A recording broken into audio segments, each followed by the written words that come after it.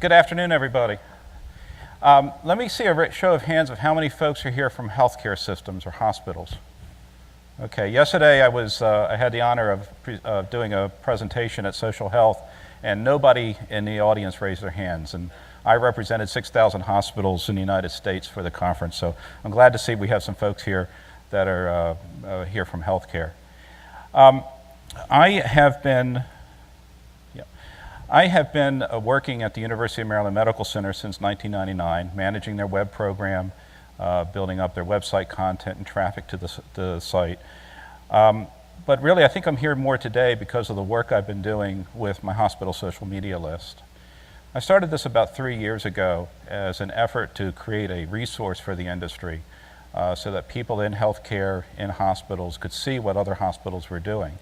This kind of grew out of my experience in the late 90s when I was helping organizations build websites, and my experience in healthcare, where I saw that hospitals were very, very slow to get their first website. I've even heard of some large organizations that didn't have a web presence until 2005, 2006. The attitude there was, well, why in the world do we need a website? If patients need to find us, they can look us up in the yellow pages. Yeah, makes sense. So then people come along and say, well, you need to spend money and build a website, and trust us, it's going to be really, really important. Social media comes along, and I think as everyone here in this room feels, I saw it as something that's just as important as the invention of the web. I saw this huge shift in where people were spending their time, putting their attention, and I knew that it was going to be very important for hospitals if they were going to reach out to this audience and be part of the conversation. They had to take social media seriously and had to get it with the program. So the list was there mainly as a way to have a resource so other hospitals could see what their competitors and their colleagues were doing. And I really had no idea that it would grow to where it is now, with over 1,100 hospitals listed and close to 4,000 social media sites indexed. But when you look at what hospitals are doing, if you go to the list and you start randomly selecting through a hospital's Facebook page or their Twitter accounts, you're going to see a few exceptional examples like Detroit Medical Center and Swedish Medical Center and the Mayo Clinic, and I might even say my hospital at the Medical Center, University of Maryland Medical Center. But if you look at the vast majority of them, they're using social media in these very tried and true ways. Customer service, education, public relations, the things that you see listed here. And what they're essentially doing is their standard communication outreach, their mandate, the things they do with media relations, public affairs, marketing, and they're adapting that as much as they can to social media. Here's some of the numbers from my list. This is a breakdown, a pie chart. I update the list 2 or 3 times a year. I try to do it every month, but it was getting really out of control. So, and what you see is kind of a uniform distribution on YouTube and Facebook, etc. Blogs are a very, very small slice, which I find very interesting. We all know that blogs are the cornerstone of a social media presence, but for most hospitals, they're staying with the simple Twitter account and Facebook page. Mainly, I think it's because of resource issues.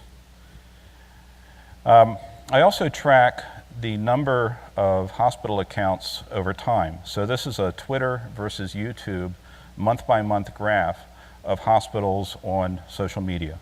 I think St. Jude's Research Hospital was the first hospital to have a YouTube channel back in, I think, January of 2008. The little clock is blocking the bottom of the screen there. And what you see with this is that YouTube has grown very slow and steady over the years, which is really no surprise because to have a YouTube channel, you have to have resources and investment in creating videos. But that Twitter really exploded around January of 2009. And this is when Twitter hit the media. Oprah was on Twitter, CNN was talking about Twitter, and everybody was tweeting, and it was really there in the mass consciousness. Hospitals picked up on that at the same time, and we saw growth in there. I get a lot of feedback from my peers around the country, and so I've got kind of a pulse on what people are doing or not doing at other hospitals. And some of the issues we're facing really come down to the very different approaches we have to how we do our business. Hospitals are very hierarchical, they're very structured, they're very regulated. We want to tightly control and approve things. Social media, of course, is the exact opposite. risk-taking. Anybody can publish anything at any time, and freely distribute information. There's nothing more frustrating for me when I hear about a really good academic research paper on how social media is being used by health providers, and all I can see is the abstract. I can't share it with anyone. I have to, pay for it to see the story.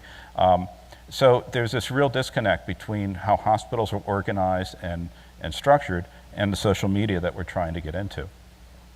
Then we have all these other issues around HIPAA and PHI, a lot of struggle between a professional presence versus a private presence. How many have heard of the placenta incident? Okay, well I'm good. I'm glad to share this with you.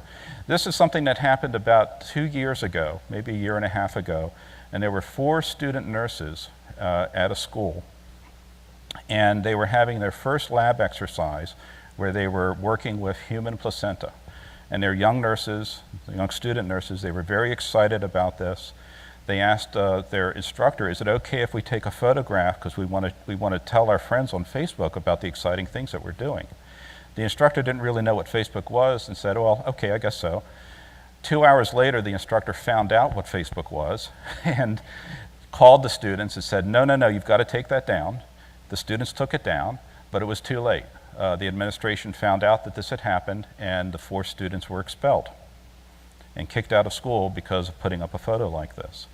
Eventually wound up in court. They were reinstated. But this caused a real conversation in our community about, well, what are the appropriate balances between privacy, acceptable professional presence, and is this type of thing overreacting? Or do we need to understand better how people are using these tools to talk about what they do? Now I want to touch on one thing that we're doing at the University of Maryland Medical Center, which I think has been a very instructional for us about using social media in a way that really can connect with patients. We recently opened social media access at our hospital.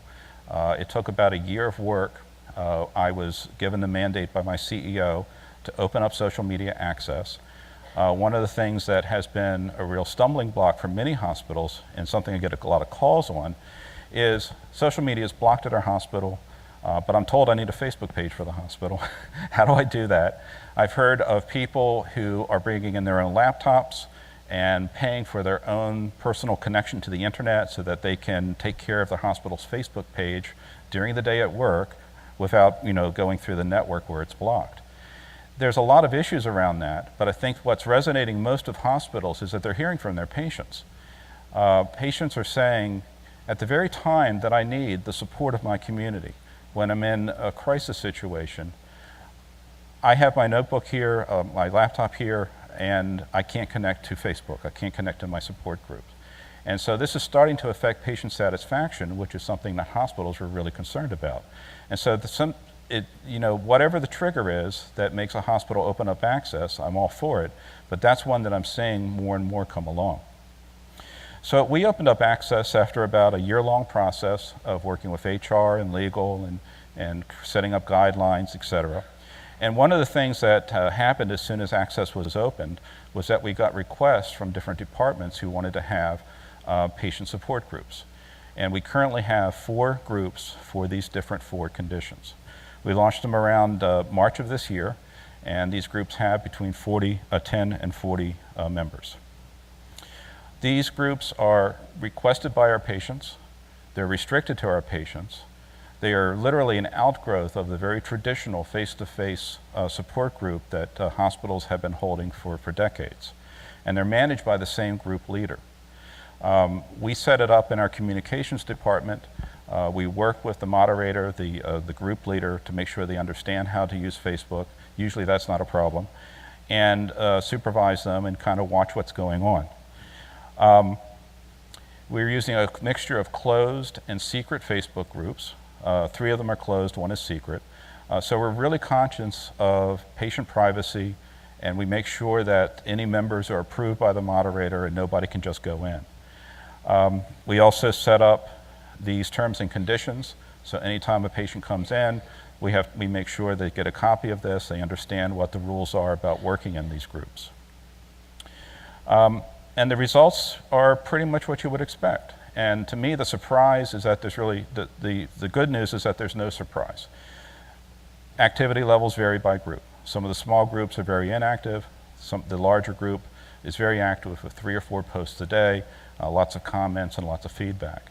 They're doing all the things that you would expect any group or tribe, as Seth would say, to do when they're connecting in this type of environment. They're supporting each other. They're exchanging knowledge.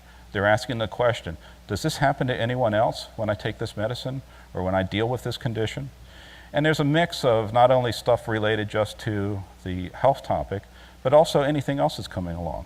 I've had a really good day. I want to share something with you. I've had a really bad day. I really want people to hear what's going on. We just had a hurricane. Has anyone else lost power? Do you need any help, any assistance? They're even putting together a group luncheon. So there's just a lot of the very normal flow of connection. And I think one of the things that has been very informative to the people at our hospital is they're saying that there's a real benefit to these types of online communities. And when it's done in a place where it's moderated by the appropriate healthcare professional, it can be safe and it can be secure.